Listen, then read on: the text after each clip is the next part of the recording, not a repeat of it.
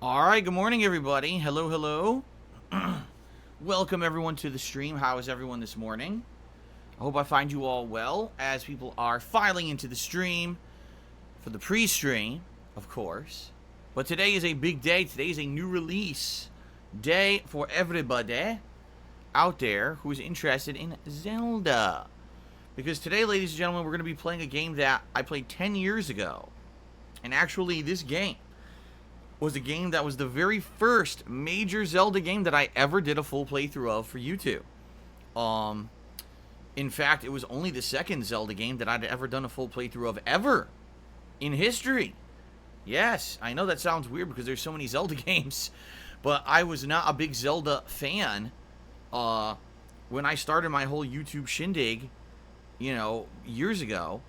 I actually had only played The Legend of Zelda Link to the Past. I had never played, well, I take that back. I did play Ocarina of Time. I had rented it in the 1990s, and I hated it.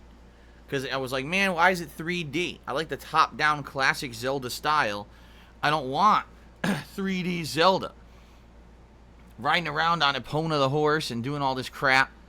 I wanted the classic Zelda after Link to the Past being such a great game of my youth.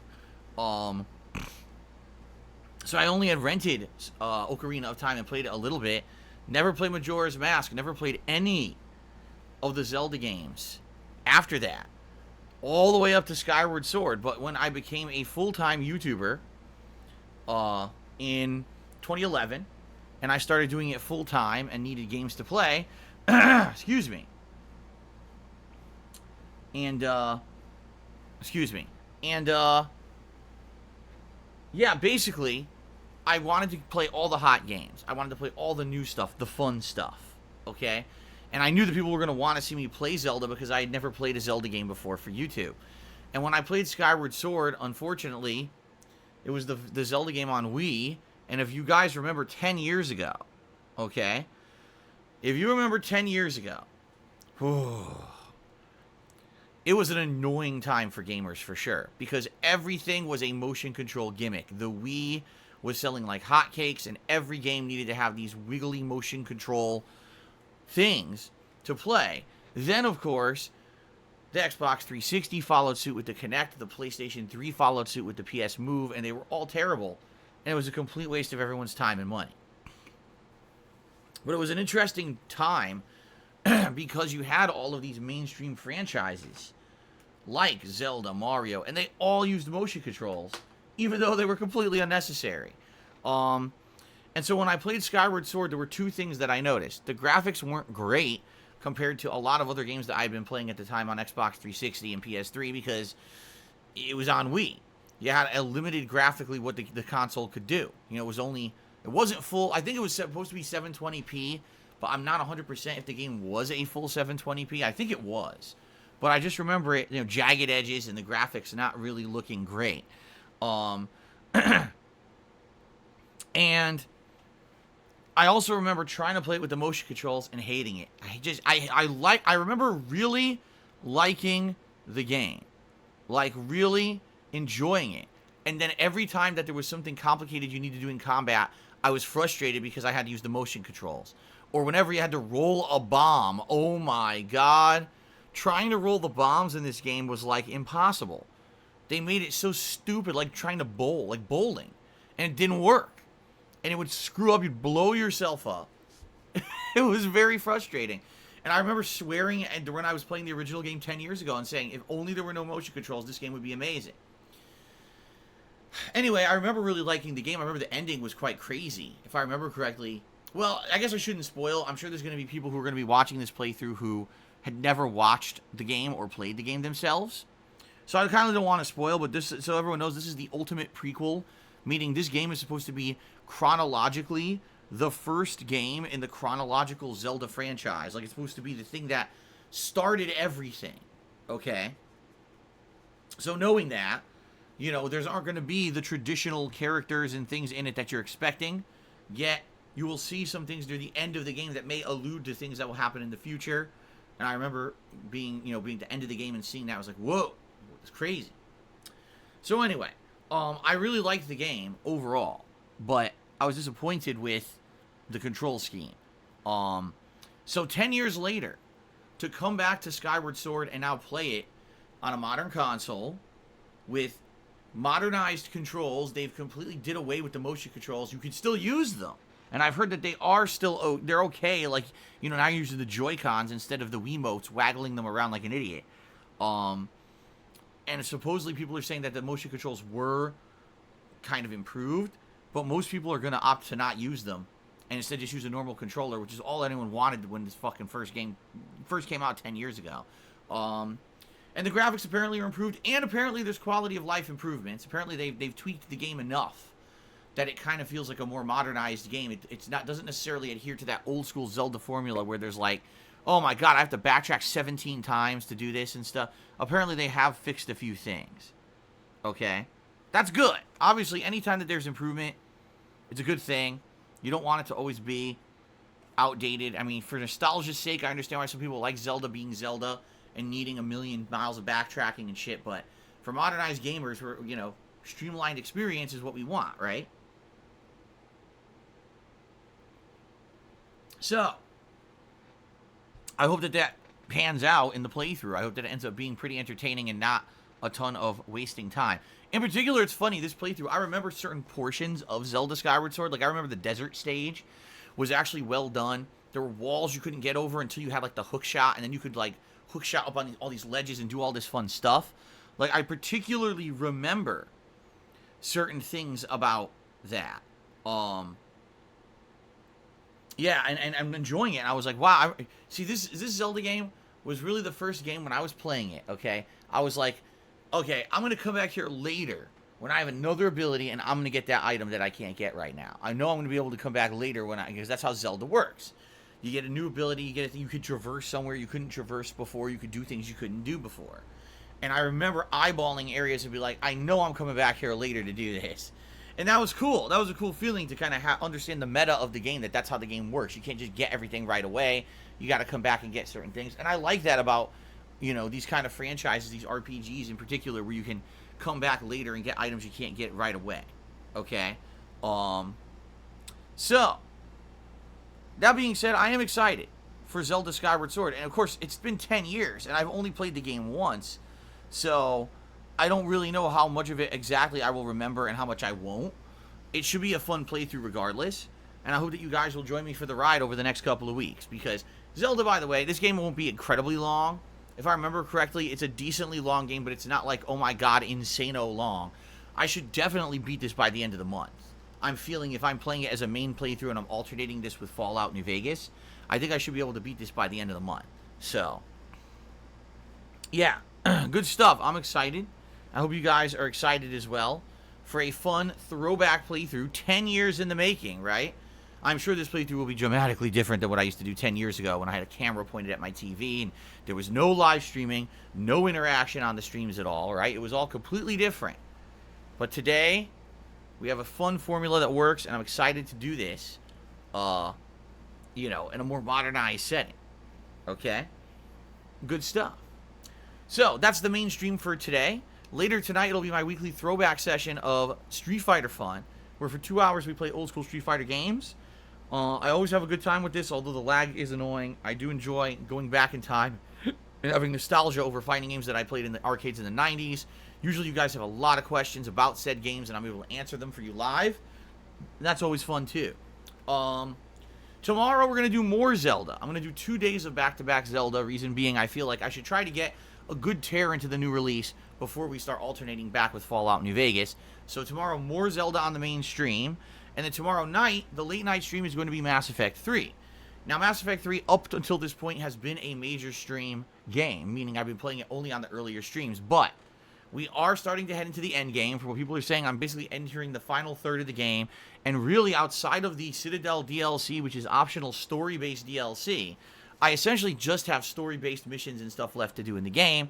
And we're making good progress. The last few streams have been major story progress. Okay? So, I said this would be a good week to alternate and flip that into night streams so that we can focus in on the new release this week of Zelda and also on, you know, progressing in New Vegas and not having to worry too much about not making progress in Mass Effect. So, tomorrow night, it is Mass Effect 3. Then on Sunday, it will be more Fallout New Vegas continuing on. And if you weren't here yesterday, we had a very productive stream. Not only did we make giant strides in the Brotherhood of Steel plotline, but we also did the entirety of the Boomers plotline and a few other odds and ends side questing. What we're going to do on Sunday is we're in Vault 34 right now, so we're going to finish up exploration of Vault 34 and get all the goodies in there. And then after that, we're going to do a DLC. What DLC? I don't know. I think the two the people are asking me for either Dead Money or Honest Hearts. I'd like to start up one of those DLCs and get into it since there's 4 of them, and this is only the second one I'm starting. So that'll be Sunday. Sunday night is going to be the continuation of Danganronpa V3. Now, for those, again, who are following that playthrough, you know we're in a critical point of the game. We're in the 5th class trial, and we're about to finish it up and figure out what exactly is going on, which I get the feeling is going to be a huge twist because I have no definitive clue what's happening right now. I'm just, like, still confused. And then, of course, we're going to head into the end game. Chapter 6 is the end of the game. Alright, so that should be fun. And then Monday will be more Zelda paired with more Mass Effect. And then Tuesday will be more Fallout paired with more Danganronpa. So that's the schedule for the week. Wednesday is my next day off.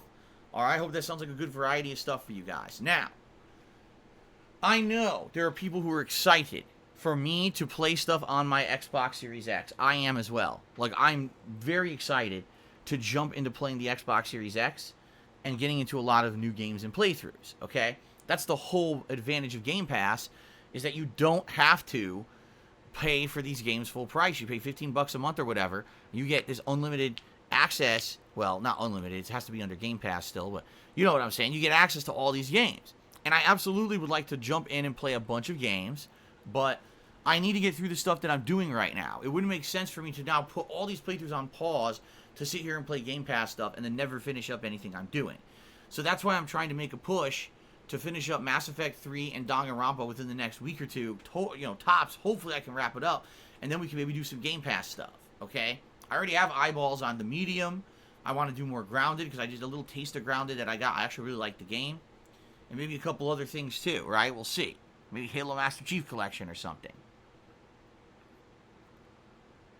So, yes, I'm excited for Xbox Series X just like you, but let's be a little patient, and let's try to wrap up the ongoing, lingering playthroughs before we jump into anything else new. Okay? Fair enough?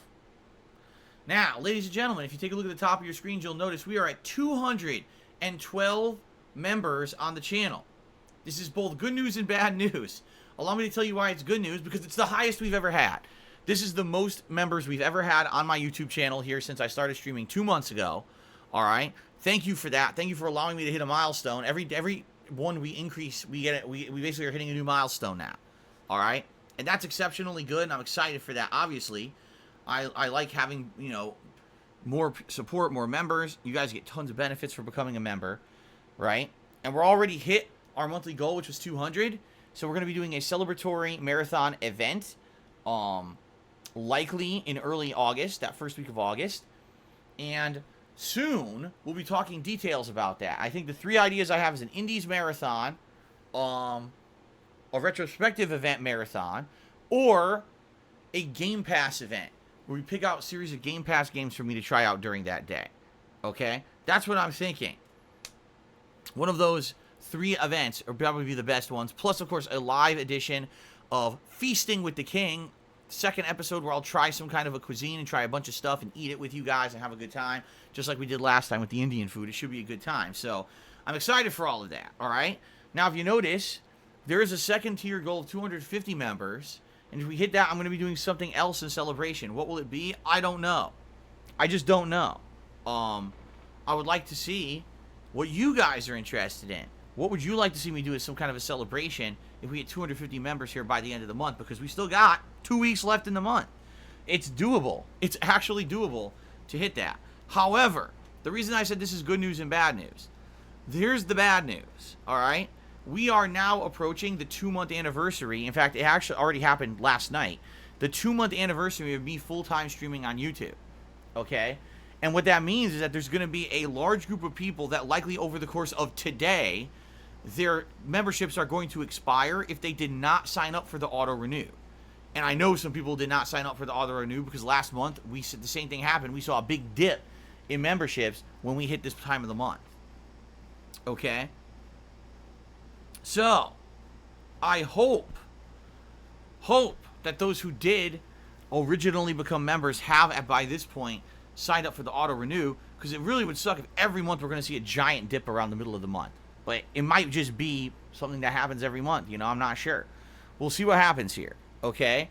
But hopefully we will not see a ginormous dip, because I would like to keep pushing towards every day hitting a new record of members. You know what I mean? Like today it's 212. It'd be great. By the end of today we could be at 215. Tomorrow we could hit 220. You see what I'm saying?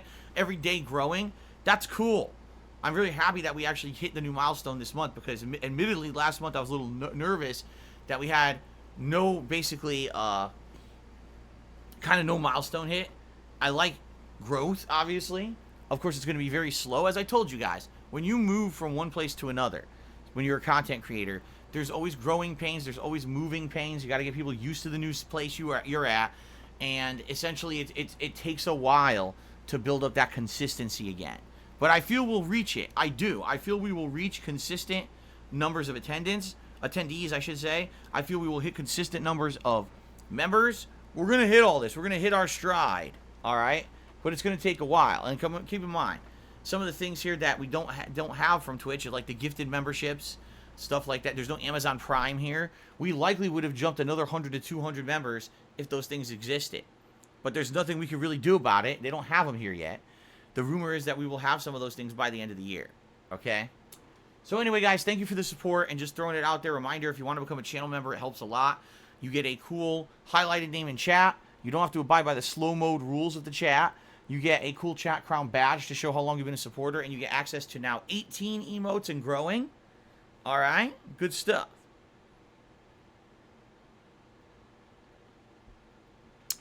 Alrighty then. Okay, so I'm just trying to think if there's any other housekeeping stuff to talk about before we kind of get to the quick plugs and then gaming news and all the like. No,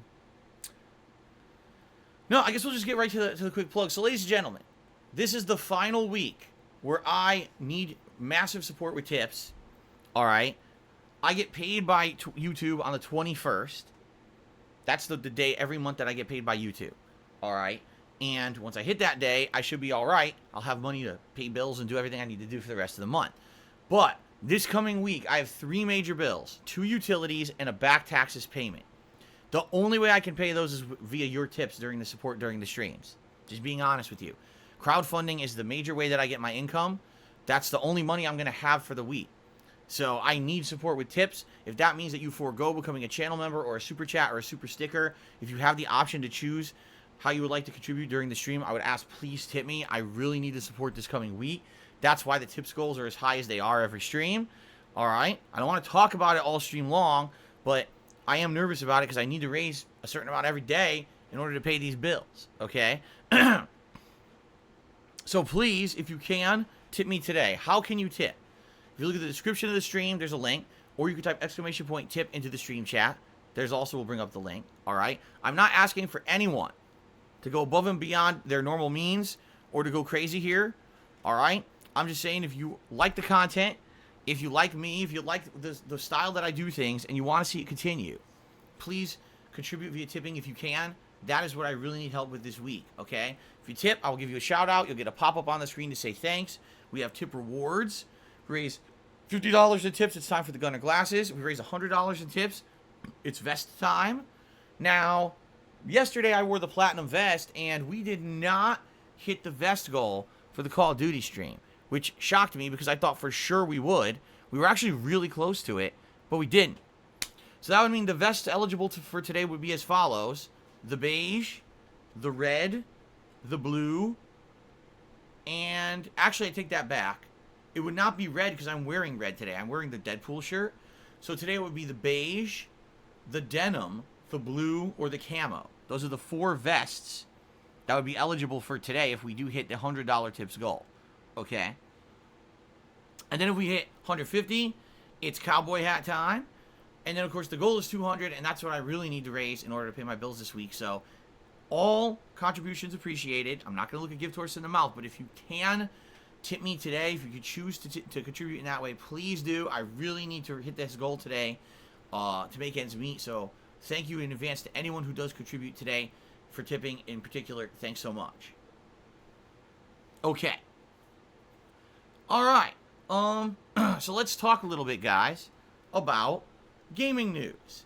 Now, there really is nothing new to talk about, but the two hot topics right now are the Switch OLED and the Steam Deck, both of which are now competing handheld consoles that just opened up their pre-orders. Okay? Now, listen to this. The Switch OLED essentially decided they were just going to sell their console exactly how everyone else has. Rely on the retailers to put up the reservations, you know, places like Target, Walmart, Best Buy, Amazon, etc. So the Switch OLED went on sale for pre-sale today, or yesterday, or whenever, and sold out immediately, and scalpers already stole them all. I'm not kidding. They stole them all. They're already all over eBay for like $600-$700. A $350 console being sold for around double the price because the scalpers, yet again, bought them all. It's at this point, it's a laughable joke that we're a year into this. A year fucking into this. Okay? And they still have not figured out a way to stop the scalpers. They're still swooping in and taking everything. It's a ridiculous joke. Now, if you thought it was okay to buy this thing for $350, that's one thing. Can you imagine paying $700 fucking dollars for the Switch OLED? For the console that has negligible upgrades, nothing anyone actually asked for, doesn't even fix the Joy-Con drift problem? $700?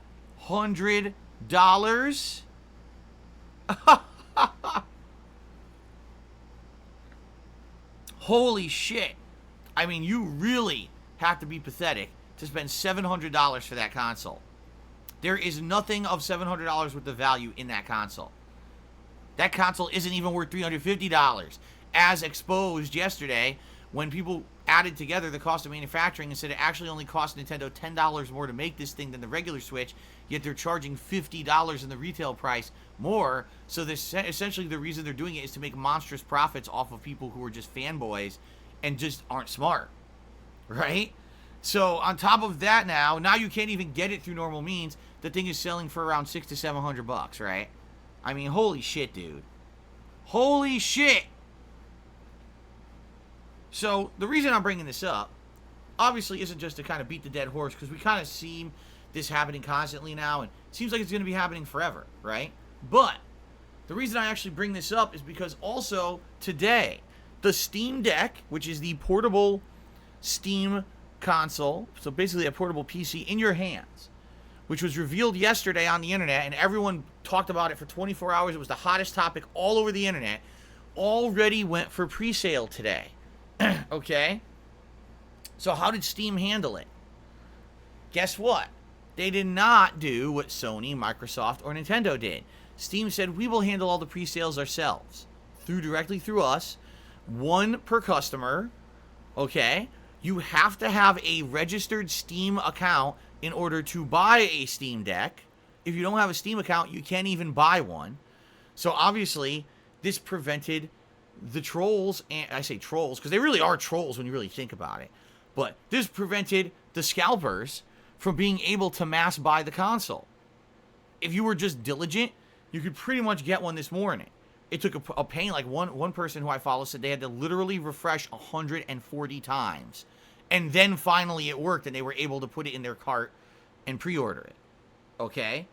But this is pretty interesting to me. Steam said, we are not going to go the route of all these other game companies that are having all of their hardware, stolen by scalpers and then resold. Instead, we're just going to do it ourselves through our own stuff, one per person, one per Steam account. Now, sure, of course, you could argue, well, someone could have made like 400 Steam accounts. True. But the fact that everyone was trying to buy this thing at once, I mean, at most, if you had 20, 30 people working for you, all trying to get it at once with 40 different Steam accounts each, maybe each person got one or two. You see, this is not a situation where bots could swoop in and buy out all the Steam Decks. Okay? So, pretty interesting because not only is Steam kind of, or I say Valve, going about this thing pretty differently from its competition, right? Not only in the design of it, of the console and everything, but also the fact that now, even the way they're selling it was completely different. They wanted to avoid the scalpers and the nonsense. Darkness says he's been trying all day and it's not working for him. He says he lives in the UK and he's been trying and it never worked and he's about to give up because now this website's crashing constantly. That really sucks. That really sucks. What I would hope is that eventually everyone who wants to get one can get one, because you have to think cutting the scalpers out of the equation should make it fair. And that's the thing.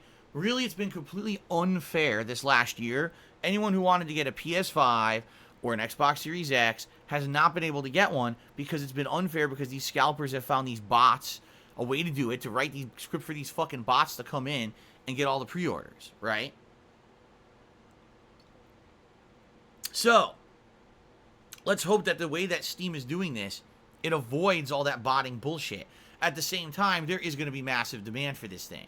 So, I do wish that all of you who want to get a Steam Deck can eventually get one. Keep in mind, today is only the first day pre-orders open. There may be waves of future pre-orders as well, much like there have been with these consoles. Personally, I think there may be some benefits to me getting a Steam Deck.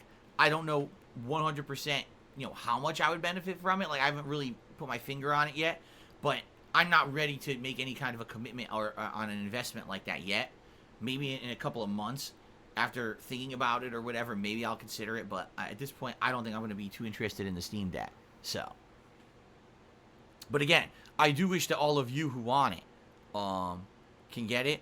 Jadovex Gaming says, I got mine very early on, 4,970 Q number. I'm 100% getting it in December. Good for you. Congrats. Congrats. Nolan Lynch says, I wonder how bots will affect gaming going forward. Will less people have new consoles, thus playing less playing next-gen games? See, here's the thing, Nolan Lynch. Here's what you got to understand. This is a unique situation with COVID.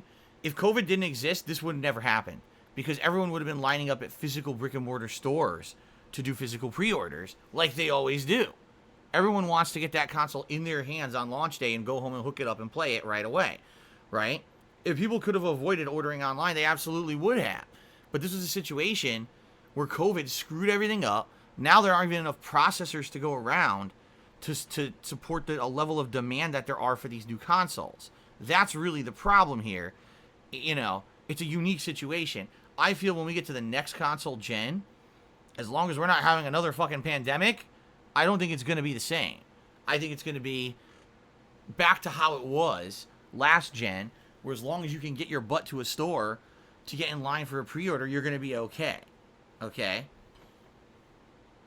That's what I'm thinking. So, maybe I'm wrong. Maybe everything's changed. I hope not. I hope we can get back to how life was before all this bullshit.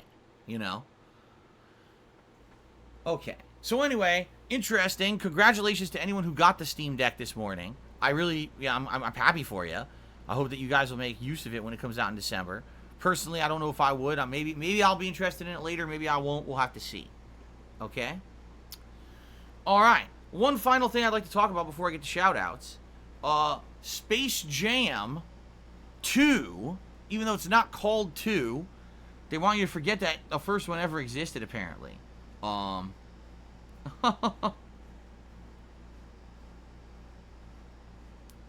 Anyway. Yeah, the new Space Jam came out today. And as always, it's a mixed reaction to it. A lot of people don't like it. Apparently, if you take a look at the actual reviews of it, a lot of people are slamming the shit out of it and saying it's terrible. Now, here's the thing about Space Jam. All right, I remember when the original Space Jam came out in the 1990s. All right, I went to the movies with my dad to see it. I remember being in the movie theater with my dad. And I remember there were a few jokes that were funny. Like, there was the joke with Sylvester saying that the Looney Tunes have balls. And then he opens a locker and a bunch of balls fall out. And I remember, actually a few things of it that were pretty funny. At the same time, the vast majority of the movie was boring as dirt. The writing was bad. And I hate to admit it, the cinematography was bad. Like, for those who don't know, Bill Murray, the actor, has a cameo, a big cameo, in the original Space Jam.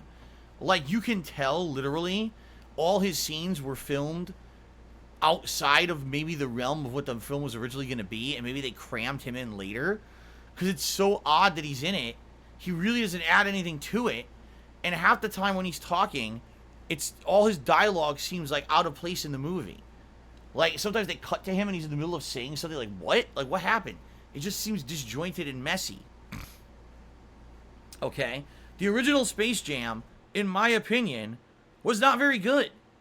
I'll be honest, I didn't really like the movie at all. I remember seeing it with my dad and leaving the theater. We were like, nah, that was kind of crappy. It's obviously maybe just for little kids or something, but we didn't really like it.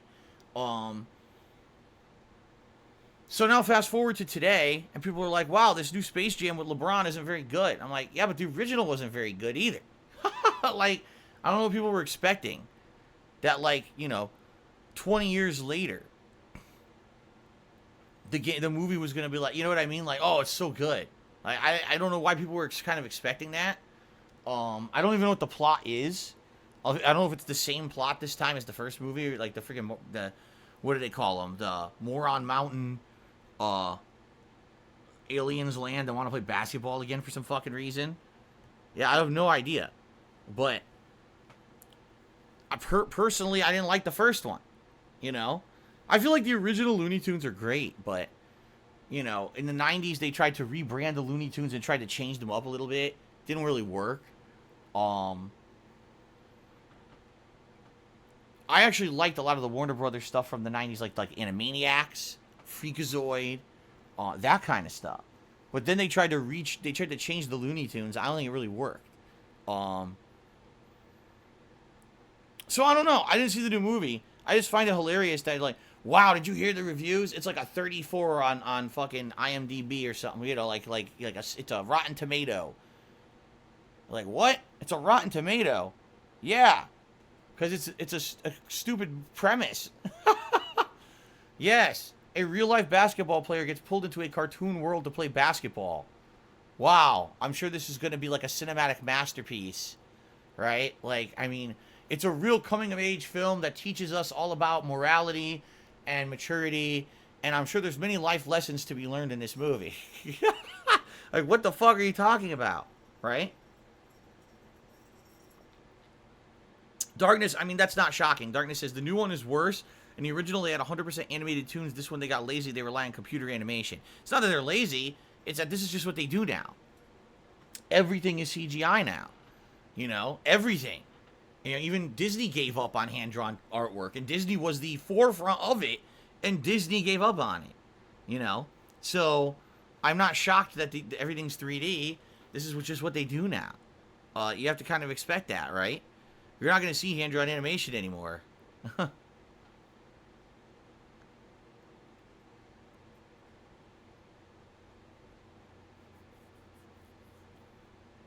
Not every movie needs to teach a life lesson. Well, I don't know. For the price they charge for these movies, I think I should be learning life lessons every time that I go see one. It'd be one thing if it was like $5. Now it's like $27 for a movie ticket. $14 for a small popcorn, right? Oh, wait. You bought a ticket for the enhanced version with a slightly larger screen and one extra speaker and a little bit more foam padding in the seat. That's actually a $35 movie ticket now. It's like, wow, I spent $400 to go to the movies today. Oh, by the way, there's 2 crying babies in the back corners of the theater and some assholes on his cell phone the whole time, so I couldn't hear the movie anyway. This was a great experience. But of course, I'm sure a lot of people will be watching it at home, right? I'm sure that they have this new dual premiere experience now, where if you pay a ton of money, you can actually watch it at home too. I think so. What? Golden Cold says his local theater charges $3.50. They stick a kosher dill pickle on a stick. What? What? What is Are you serious? That's gotta be a joke. There's no way they're selling pickles on a fucking stick. No. I actually don't believe that. I think you're full of it. I think you're messing with me. There's no fucking way they'd sell a pickle on a stick in a movie theater. So let me get this straight. Here you are trying to watch a movie, and this guy with a giant mouth bites on this slobbering pickle. You hear a cracking, crunching sound. Vinegar smell envelops the whole theater. Then he drops his pickle, and it starts sliding all over the floor. Oh, come on. This has got to be ridiculous. No, there's no way. I don't believe this. That's bullshit. Pickle on a stick. Oh my god. It adds to the movie experience. Yeah. It's a new sensory experience when you go to the movies. The whole movie smells like a pickle. Oh, that just sounds like a great idea. That reminds me, I think I've told you guys this story before, alright? There was this one time I went to see a horror movie. I believe it was The Grudge. And I went to see it with a friend of mine. And we go to see this movie. And this guy went to get popcorn, okay, during the movie. And then he came back and he was going through the aisle, you know, to get back probably to his girlfriend or whatever with this giant bag of popcorn. And all of a sudden there was a big jump scare on the screen. And the guy turned to the screen and freaked out, like it legit scared the shit out of him. And he tripped. And now we don't know what he tripped on, but he slipped. And he tossed the popcorn up into the air, okay? The popcorn went flying everywhere. And the guy landed on his back. And his shoe came off and flew into the sky and landed on top of him. And everyone in the theater saw it and laughed at the fucking guy. And he was so embarrassed. And I was like, dude, I've never seen something like that happen before. The poor guy must have been like the most embarrassing moment of his life. Because he was scared. I mean, legit, it's a scary movie, but to have that, happen in front of, 100 people in the theater, pretty embarrassing.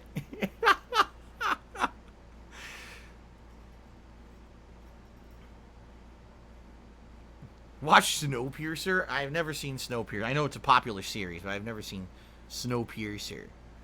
No. I mean, if anything, the one saving grace is it was very dark. It's a horror movie. It was very dark in the theater. So you couldn't really see the guy. But you could clearly see the popcorn fly up over him and then his shoe, launch into the sky and land right back on top of him. You could hear the thud. Oh my god. So I don't know if he ever lived that down with his girlfriend. I don't know. Alright, anyway. And then it's enough of the baloney for today. Let's get to the contributions. Oh, that's no good. Holy Warrior Tonin said, I was in the theaters once. A guy had an actual seizure in the theater. So they had to send in, I'm assuming they had to send in paramedics. He said they had to stop the movie. Everyone got a refund. Damn. That's terrible. Because I've seen people have seizures before. There used to be a woman who had a lot of medical issues at my local mall. Everyone knew her because she was a nice woman. But you could tell she had mental issues. She had all kinds of physical issues. And she would always go to the mall to kind of walk around. That's how she would get her physical fitness. Just walking the mall. And one day, all of a sudden, out of nowhere, in the middle of the floor of the arcade, she had a seizure. It was scary shit. People were like, damn, we got to try to keep her, keep her from biting her tongue off. And call the paramedics immediately because she couldn't stop. She was seizing up and couldn't stop. That's fucking really terrible. So, damn.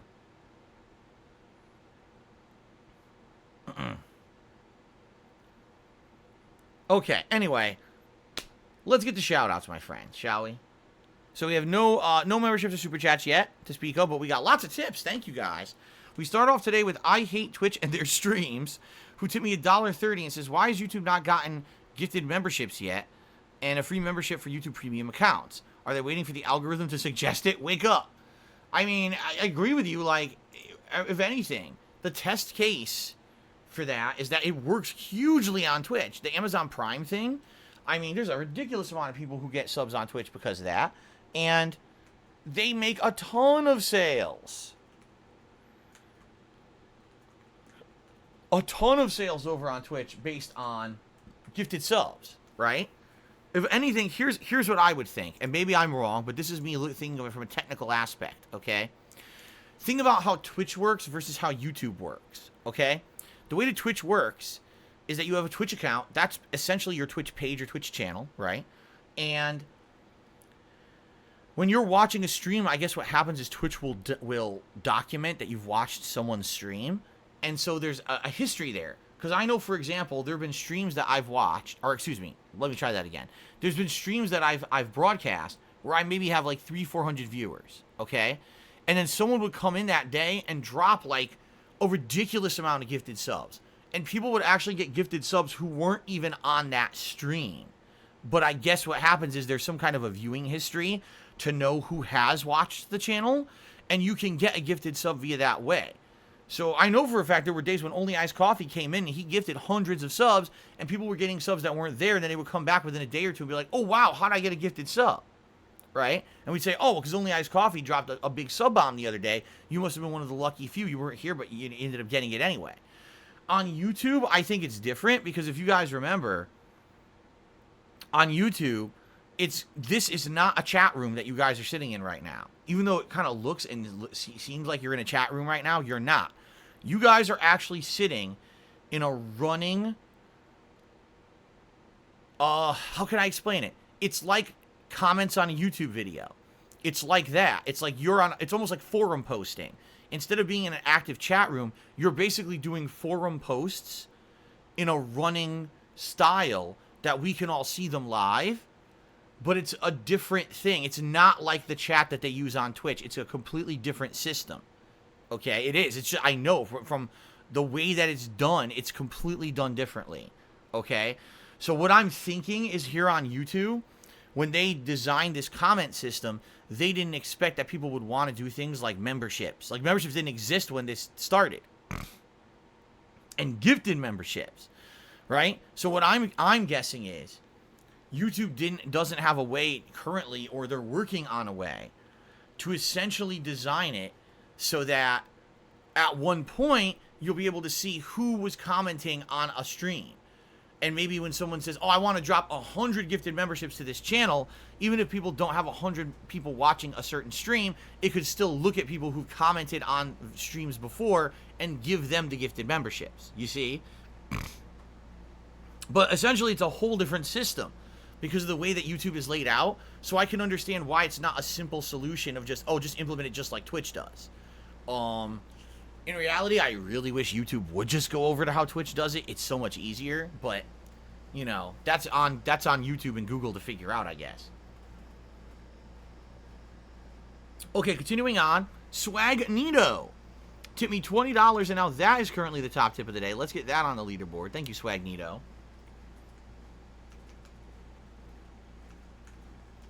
$20. That jumps us up to 21, and he says the following. He says, do you remember when Miyamoto-san was failing with the motion controls? It was at E3 2010. It was hilarious. Thank God it's all gone. Yes. And if anything, if that wasn't the greatest testament to the fact that motion controls was completely unnecessary and just a joke. Miyamoto, the head fucking designer of these games at Nintendo, the guy who's in charge of these projects at Nintendo, at E3 2010 was on stage and says, I'm going to do a live demo of how the motion controls will work in Skyward Sword. And so he did a little bit of combat, and then he says, I'm going to show you this new mechanic with the bombs. Here's how it works. You have to roll it like a bowling ball, and the bomb will roll and blow up on the wall. He couldn't do it. He tried it for about 2 to 3 minutes, and he could not get it to work at all. He wouldn't move the bomb. It would just stay on his feet and blow him to hell. And he kind of laughed it off. Now, the hilarious part about that, okay, is that Nintendo fanboys, yes, 10 years ago the Nintendo fanboys were just as rabid as they are today, defended that at the event and said, oh, well, that was because he was on stage. There must have been interference on stage for the wireless signal, and that's why. And I'm like, okay, so I just want to make something clear here, all right? The head designer of Nintendo, all right, couldn't get the motion controls to work in a controlled environment where they had time to set up and test this setup to make sure it would work for the presentation. They could not get it to work, but you're going to expect the common gamer to get this to work in their living room. Like, the common gamer won't have any interference. We don't have cell phones, and radio waves and microwaves and every other reflective surface on the planet sitting in our own living rooms to interfere with the motion controls, right? So, you know, laughable, because back then I laughed at them too. I just don't listen to anything these Nintendo fanboys say. They just want to justify everything. The motion controls sucked shit. They did. They were just not needed. It was a gimmick for about 3 years. Everyone jumped on the bandwagon, and then the motion controls, if you haven't noticed, they're almost completely gone.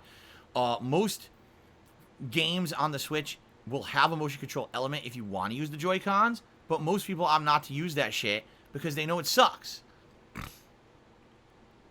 So, yeah, thank God we've moved past that bullshit, and we're all just back to using normal, good controllers again. But yeah, I totally remember that, and it was a big embarrassment for Nintendo at that E3. Okay. Rob Matthews. What's going on, Rob? He sent me $5. He says, I'm overjoyed you got a Series X. I've loved the debut coverage. I cannot wait for 12 minutes, and I'll always support you regardless of any backlash. Rob, thank you so much, man. It's good to see you. I hope you're doing well. Hope you're ready for some Zelda fun today. And, I also cannot wait to kind of jump more into the Game Pass games once we get a chance, once we wrap up these current playthroughs. Okay. Unsukumaru took me $1.30. Says, you hear Cyberpunk was the #1 game on sales charts again after Sony let it back onto the store? I mean, here's the thing. I love that these news sites report stuff like this, but they have absolutely no frame of reference, right? Did you know that Cyberpunk got re-added to the store for a PlayStation Network last month? Yes, I knew that. I absolutely knew that. Okay. So did you know it was the biggest digital download? Yeah, I knew that. Of course I knew that. But also, guess what? What happened? What was last month, by the way? Let's think about this. What happened in June? What games came out in June exactly? Nothing! Nothing. June was one of the deadest months for game releases. There was almost nothing. We were expecting a giant plethora of games to come out around E3. Do you remember how bad E3 was? E3 was one of the worst things ever for gaming. Like, non-news after terrible press conference. There was nothing going on. There's no releases. All right? None. Nothing good of substance. And a game that has all controversy surrounding it gets re-released on PlayStation Network. Did you really think?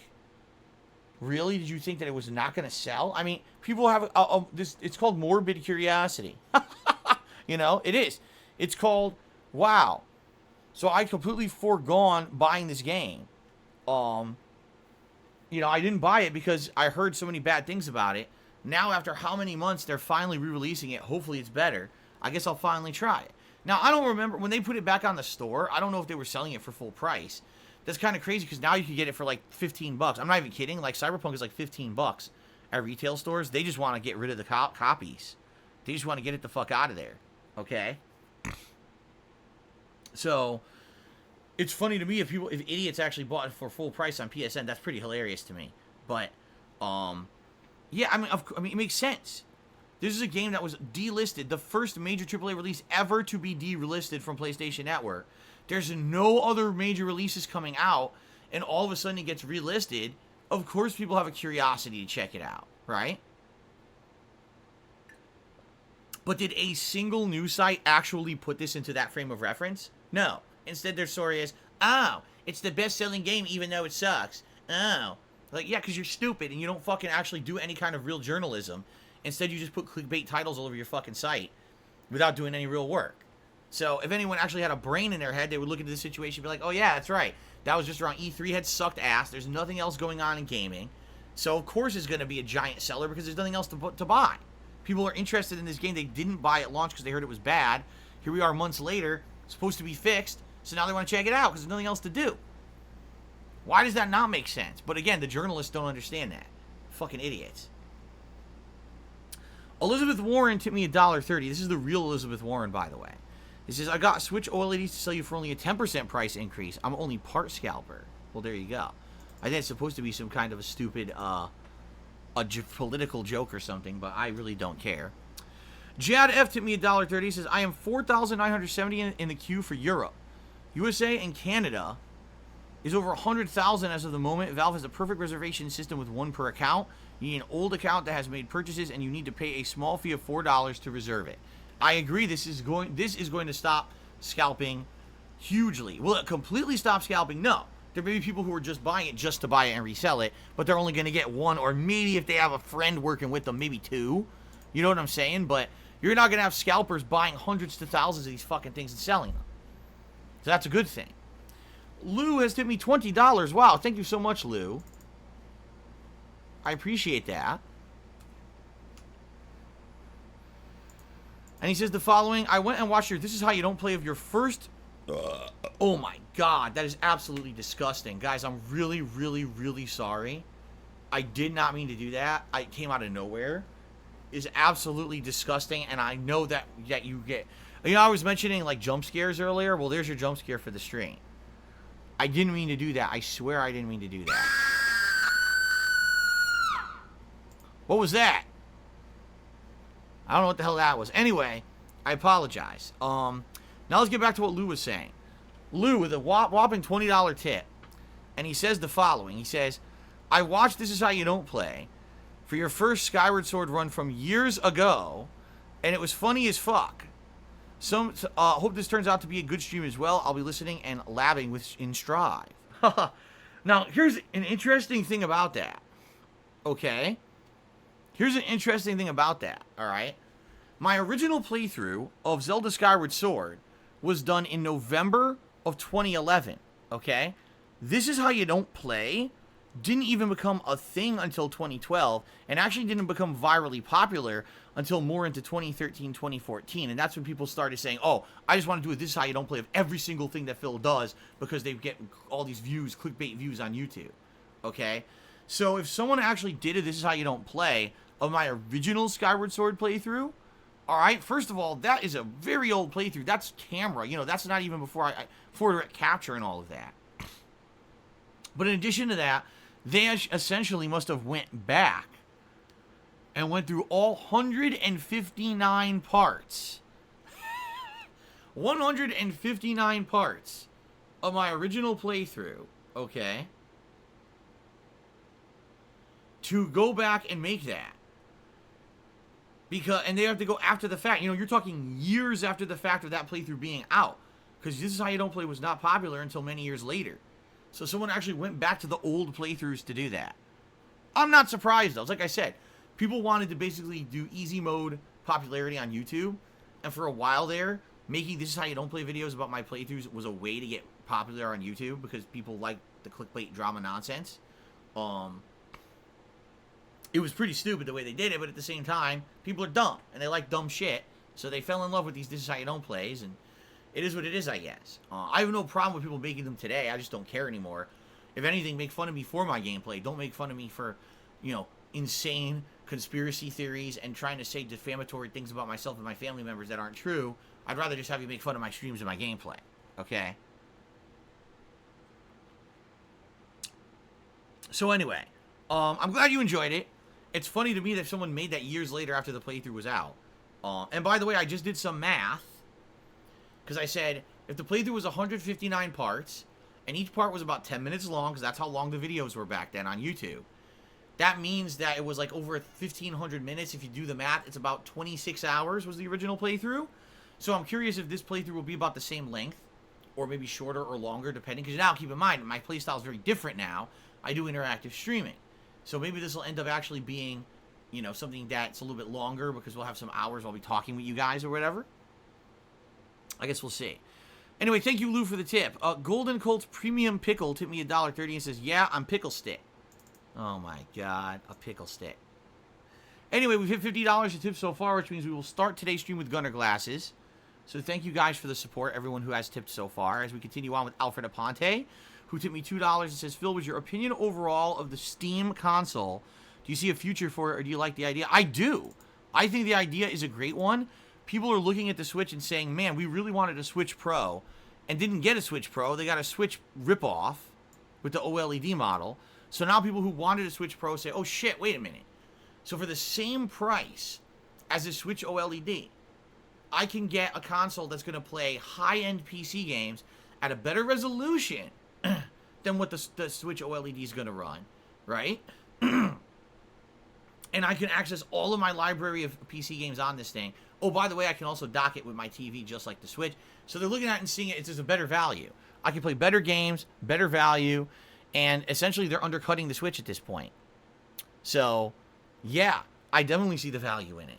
For me particularly, do I think that I would benefit from it? Probably nowhere near as much as other people, which is why I'm not going crazy and I'm not pre-ordering it right now. But I think that some people are going to make a big benefit from getting this thing. I do. Thank you for the tip. Timbo Slice tipped me $1.30 and says, watching Space Jam this morning, the movie was meh. It's the same concept of the first movie, but James is being sucked into a video game. Instead, okay. James' acting was cringy most of the time. The first one is still the go. Okay, well, there you go. LeBron James sucks ass as an actor. Personally, I don't think Michael Jordan was a very good actor either. But there you go. Thank you, Timbo, for telling us how bad of an actor LeBron James is. We appreciate your harsh criticisms of the man. Lou tipped me $5. Says, I watched your OG Skyward Sword when I was only 14 years old. Now I'm almost 24.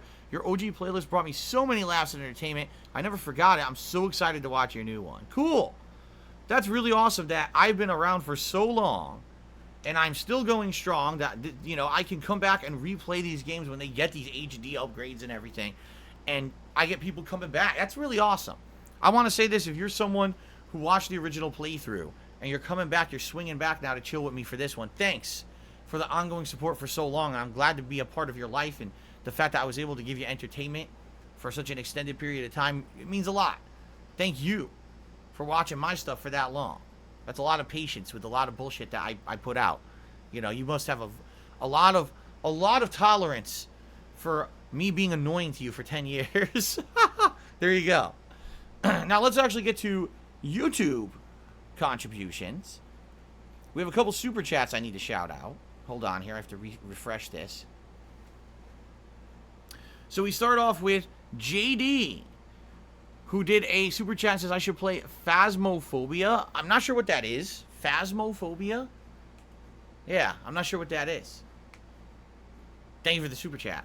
Kajiri did a super chat, says, do you want to fly like an eagle the way Michael Jordan did flawlessly as he was shooting hoops in Space Jam? Great movie. Remember, outdoor activity is good for your energy. Alright, KG, thank you. You're the biggest super chatter and the last super chatter of the day. Actually, it's not KG, it's Kajiri. Sorry about that. Did not mean to botch your name. Alright, guys, so here's the deal. I've gotten through all the shout-outs. Alright, so I think oh, wait a minute. Timbo sliced up another $1. And he says, wait a minute, why did this, what the hell? Timbo, this is so weird. Your tip just showed up, but it says it was 16 minutes old. What on earth? Let me refresh this. I have absolutely no idea why that happened, because you tipped me twice, and this, yeah, look at that. Now I refreshed, and now it's showing up in the correct order. Whoa, it was some kind of a weird Stream Elements glitch. Well, anyway, I caught this tip now. So Timbo Slice says, does Jasper ever make bread on you? My cat does it all the time during the night. It's not soft, it hurts. If you don't know what making bread is, then cats push down with their front paws, making a space to sleep. Yeah, it's actually called kneading, like kneading the dough, kneading. They do it with their paws. And it actually is a reference to Jasper. No, it's not a reference to you attacking this headphone wire. Stop that right now. That's not a reference to that. Stop that. It's a reference to a cat when they are young. A cat would do that to their mother to let their mother know that they want to breastfeed. And so they would do that to their mother's teats, you know, for lack of another word. And that would then make them want to, oh, okay, kittens want to breastfeed, and they would roll over or whatever. So when a cat does that when they're older, essentially what it means is they're feeling very safe with you. They're in a kind of almost like a very loving atmosphere, and they basically want to tell you that they kind of, you know, oh, I feel real safe with you. You're like a parent to me. And they basically want to relax with you a lot of the times. And you're right. Sometimes they'll do it in an area where they're going to sleep next to you or even on you because they like that. You know, to them, it's like, oh, it's my mother or my dad, and it's someone who I feel very close to. That's really what the action means. So it's actually an endearing thing when a cat does it. But if a cat has sharp claws, that's not good. Oh, crap, really? I had it wrong? Okay. So I just got another tip from Lou. $4. Stop that, Jasper Kitty. $4.20 says, actually, I'm wrong. The original playthrough was not 159 parts. It was 195. All right, hold on a second here.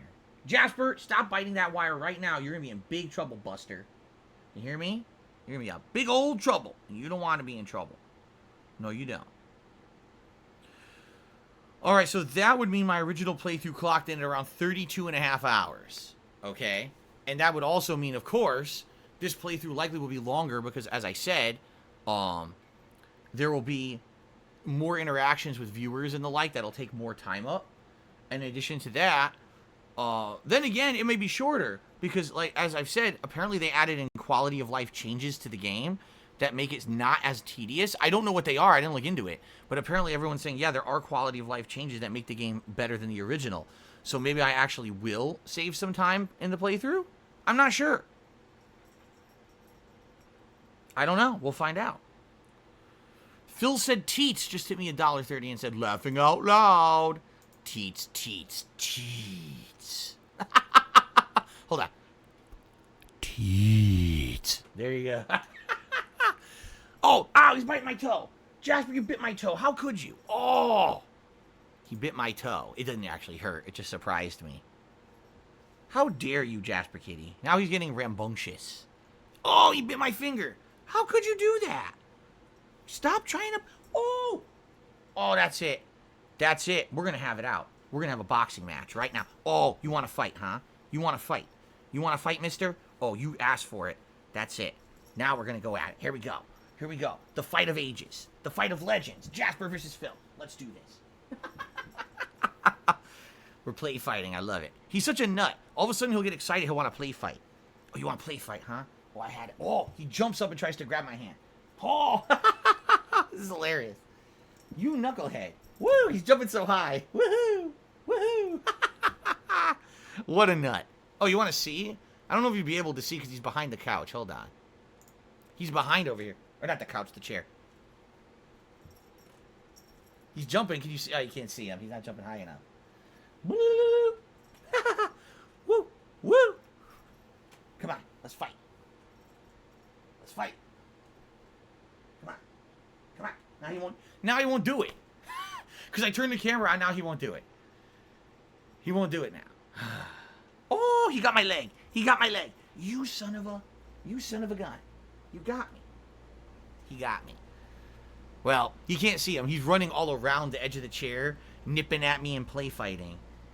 Remember the other day I told you he punched me in the face?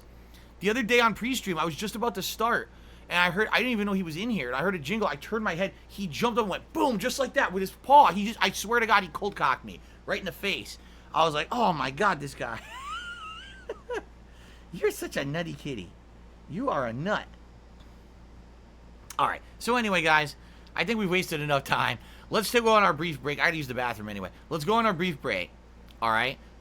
Take the opportunity yourselves. Use the bathroom. Grab a drink, a snack. Get comfortable. I'll be back in a few minutes, and when we come back, it'll be the premiere of Legend of Zelda: Skyward Sword HD on the Switch, and we'll get this show on the road. All right, guys.